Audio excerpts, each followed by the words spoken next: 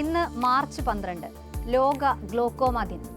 Glaucoma ഏത് അവയവത്തെ ബാധിക്കുന്ന രോഗമാണ്? സ്ഥിരമായിട്ട് കാണുന്ന ഒരു ചോദ്യമാണ് അല്ലേ? നിശബ്ദനായ കാഴ്ചശക്തി അപഹാരി എന്നാണ് ഈ രോഗം അറിയപ്പെടുന്നത്. ഇതിൽ നിന്ന് തന്നെ വ്യക്തമാണ് ഗ്ലോക്കോമ കണ്ണിനെ ബാധിക്കുന്ന രോഗമാണ്.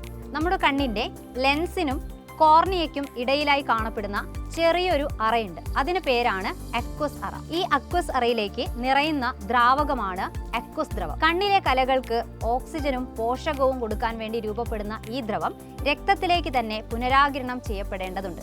എന്നാൽ ഈ പുനരാകിരണം തടസ്സപ്പെട്ടു കഴിഞ്ഞാൽ എന്തായിരിക്കും അവസ്ഥയുണ്ടാവുന്നത്? കണ്ണിനകത്ത് മർദ്ദം കൂടാനും കാഴ്ചയ്ക്ക് ബുദ്ധിമുട്ടുണ്ടാവാനും ഇത് കാരണമാവുന്നു. ഈ അവസ്ഥയാണ് ഗ്ലോക്കോമ എന്ന് അറിയപ്പെടുന്നത്. ലേസർ ചികിത്സ വഴി ഈ രോഗം നമുക്ക് പരിഹരിക്കാം. 2025 ഗ്ലോക്കോമ ദിനത്തിന്റെ തീം ഇങ്ങനെയാണ്: uniting for a glaucoma free world.